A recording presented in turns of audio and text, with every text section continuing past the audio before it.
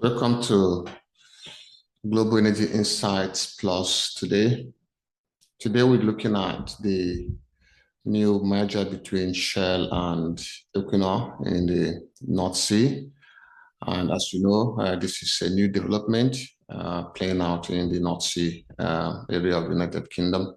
So in this episode of the Global Energy Insights, we would be breaking down what is going on between Shell and Equinor in the UK, what is the impact of this merger, and how this will play out in case you are a player in this region, or you are an EPC contractor, or you are a player in that industry, in the oil and gas industry. This video is for you, breaking it down and everything that you need to know as at date. So let's dive in.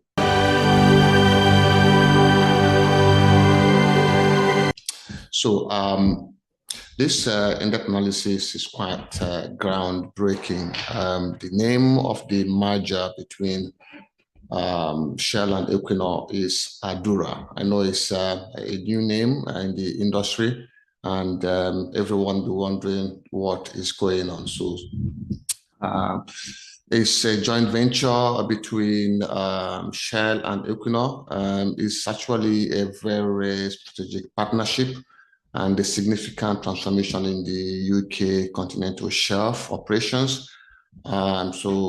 Which means when you have the two powerhouse, Shell and Equinor coming together, then you know that this is probably going to be one of the biggest independent oil and gas producer in the UK being formed.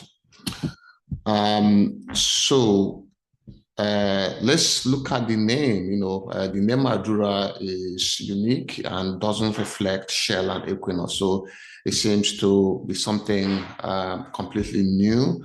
What does it mean? I think it's quite deliberate and quite a smart move between Shell and Equinor to bring this unique name that identifies their thinking around the future of the global oil and gas footprint in the UK and Aberdeen. So actually, ADURA, the A stands for Aberdeen. So it kind of said, okay, let's use the name Aberdeen to form this new name, and that obviously reflect the historic hub that the North Sea has played in the oil and gas industry, Aberdeen being a very central location for Shell, at least since 1976, when they had their first oil in the North Sea. Now, the other part of the name, Dura, actually is from a Latin origin, meaning durability or hardness. Yeah, so I think it's a thoughtful name, reflecting both geographical significance and the strategic commitment to a long-term stay of the oil and gas industry in the UK, and also shows the resilience of operations that both companies are willing to face, knowing the challenges of oil and gas production in the UK continental shelf. So this is quite, more than a label, it is a significant one. I know many companies that, have business to do with Shell and Equinor will be wondering how to integrate this into their business plan and nomenclature and other, but of course the name is out there, and we literally know that it would mean a lot of changes. Yeah, so the change managers, this is your business to deal with, but it is obviously a time of transition. Figuratively, the business has to go through a period of transition, managing regulatory the requirements, the changes, the economic pressure facing the oil and gas. So we'll dive deeper into this. Now let's look at what this strategic alliance mean for both. It's a joint venture, and the sharing formula is 50-50, 50% equity and asset and liability for Shell and both for Equinor, combining their portfolio together into a single entity, but still sharing it 50-50. So this structure, give both company equal governance right, while still pulling their expertise and resources together. Now, when you look at, how this will play out in terms of timeline, it's stated that the operations is scheduled to launch by Q4 2025. But that, of course, is pending regulatory approvals from the UK government. The authorities, have already begun integrating the planning and to ensure a smooth transition when approval is granted. Yeah. Okay. Now the next we're going to look at is the scale. So, what is the scale and significance of this? So, the merger would, in the first instance, begin to produce about 140,000 barrels of oil per day, expected by the end of 2025. Of course, this means about 100,000 barrels from Shell and about 40,000 barrels of oil production from Equinor, making a total of 140,000 barrels per day. And this would translate into ADURA becoming the largest independent oil producer in the North Sea. That is huge. Now, going forward, it is expected that between 2025 and 2030, the total oil throughput from ADURA would grow from 140,000 barrels to 200,000 barrels of oil. Of course, you know that Equinor has two fields coming into production.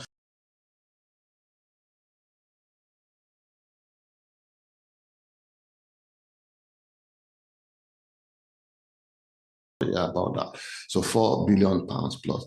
So it is quite a dominant scale of asset value in the UK continental share, with sufficient resources to influence regional investment going forward, with partners and development to priorities, shifting across the entire supply chain of the oil and gas in the North Sea.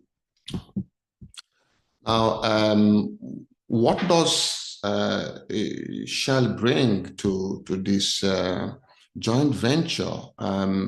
So there are a couple of assets that Shell have in the North Sea that, of course, in the UK continental shelf becomes part of this. Of course, one of that is the Shearwater. So Shearwater, we know it's been there for long. And then have the Penguins, and then have the Garnet complex. So Garnet is quite a spaghetti of field with a lot of platforms and field and wells tied into it. So that's going to be a big one.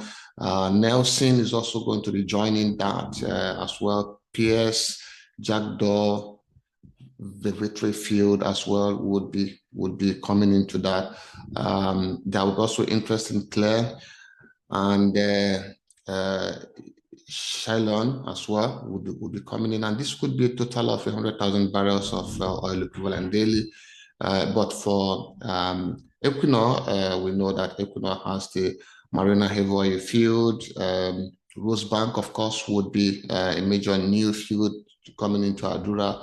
The Buzzer Field, personal interest as well. That's let's get about that 40,000 barrel oil equivalent per day when you combine. So those are the fields that would, be making up the ADURA company asset base at the moment.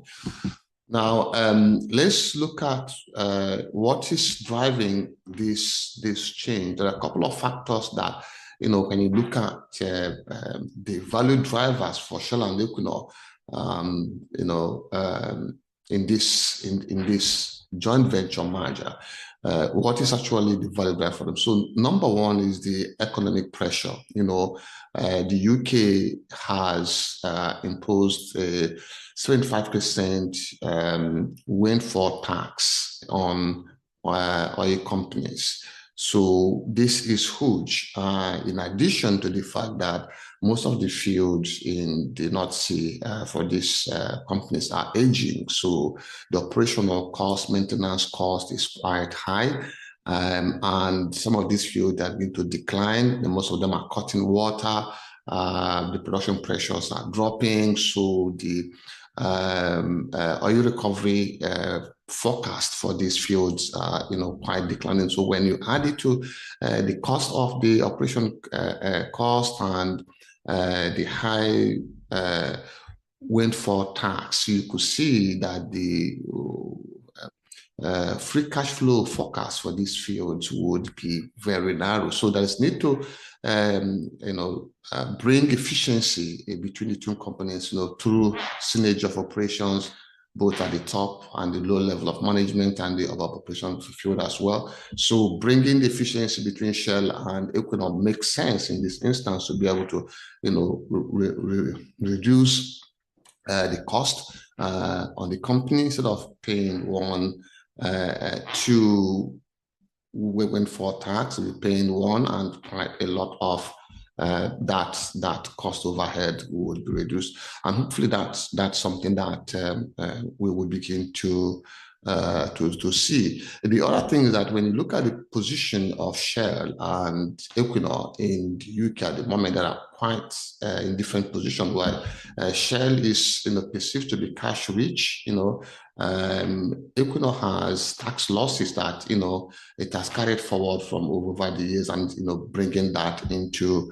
the merger. But the advantage is that, of course, Equinor has the Rosebank field coming up, so that is an advantage that you could say that Shell will leverage onto balance up. So a lot of considerations for that. So that is that operational efficiency, between what the cash rich Shell position is, and also the tax losses that Equinor has in the UK coming out together could even out and then have a new life of the company. Now, you also see that the opportunity also to extend the presence and the field life of both the asset of Shell and Equinor becomes higher. So there's a benefit for the UK energy sector, having these two companies coming together, and eventually you could see that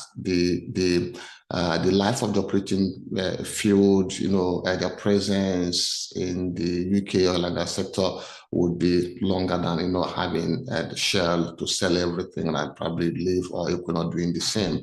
Yeah, so it is also something that you see that the risk exposure to these companies in the UK becomes less severe, so it becomes less severe, and it is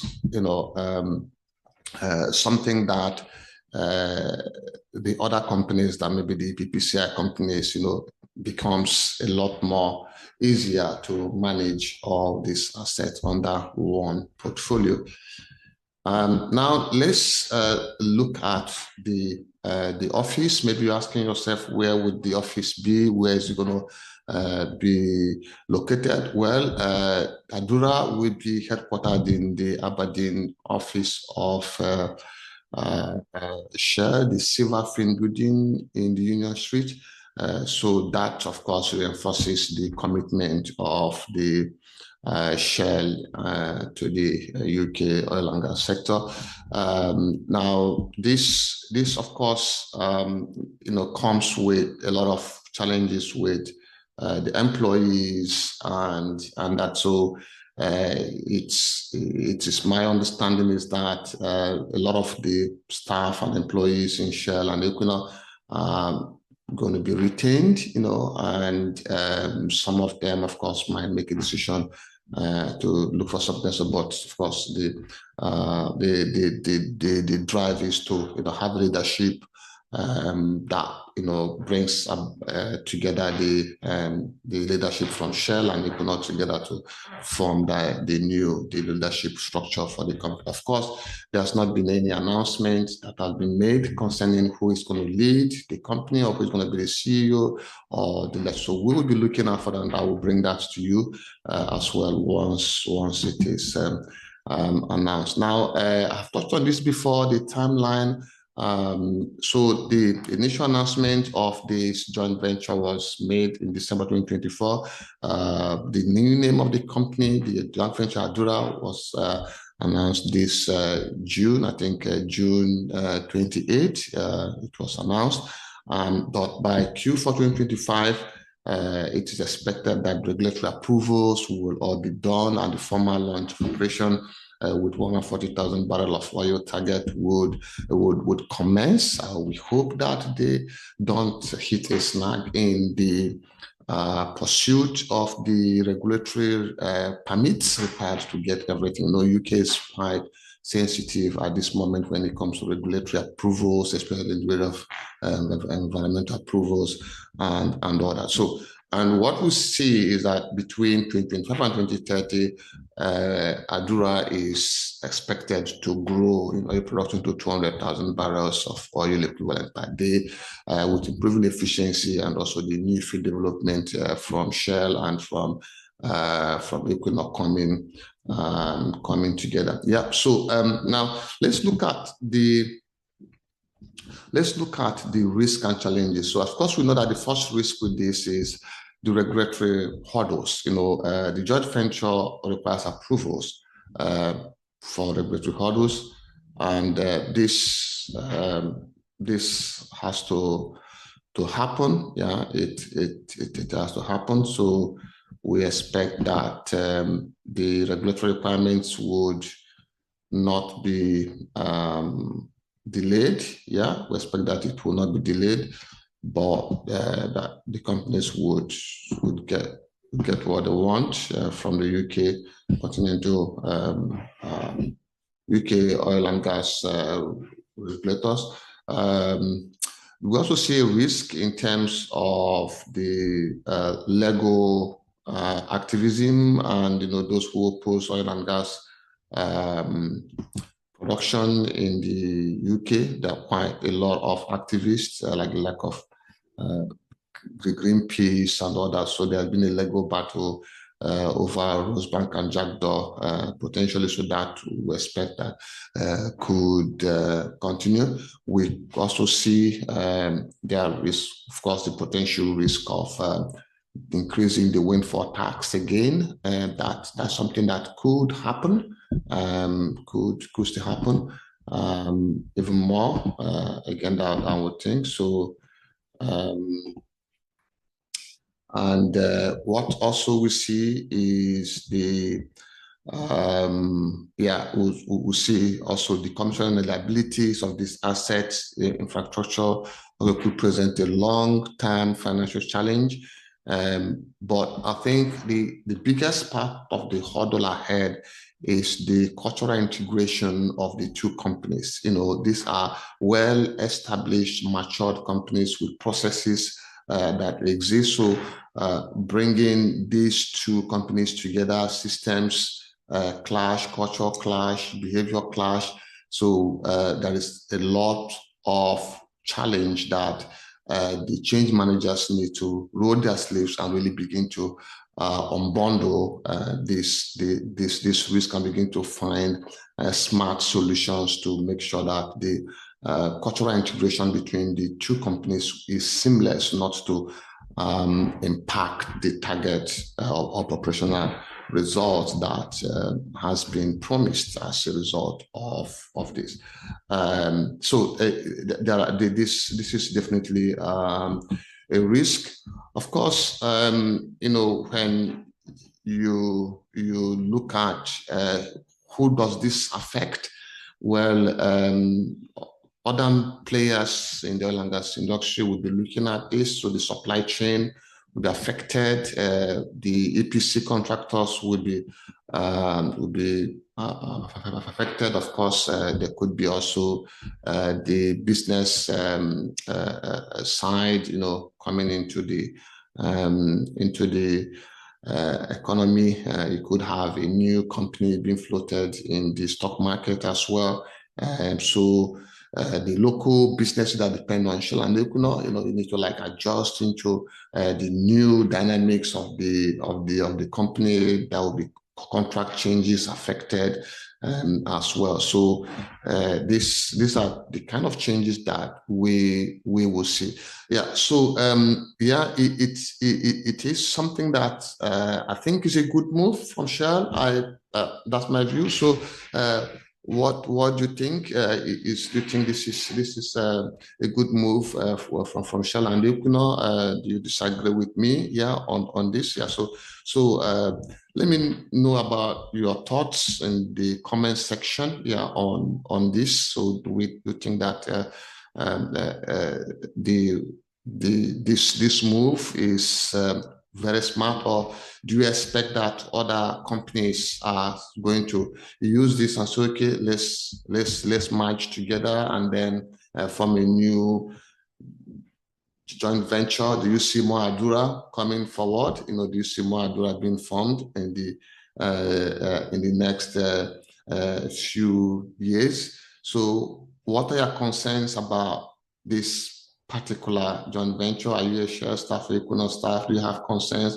Or and in the industry players, what are your concerns? So this is what we know as of today. I will be bringing you more updates on this energy and oil and gas industry news, that the strategic development on the Global Energy Insight Plus.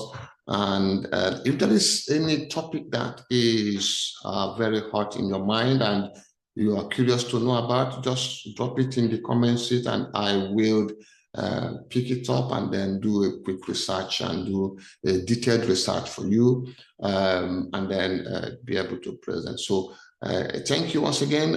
My name is Dr. Isaac Ogazi. I'm your anchor on the Global Energy Insights Plus. So this is just a platform to discuss what is going on in the energy industry. Energy is not just an industry; it is the framework of modern civilization, and we need to pay a lot of attention into how we are developing energy, training people, making sure that we have a platform to discuss some of the developments taking place in the energy industry. So don't forget to like this channel, subscribe to this channel as well, so that it could grow. Yeah, you like this content, to subscribe to it, drop your comments and give a thumbs up. Thanks so much, and see you next time. Goodbye.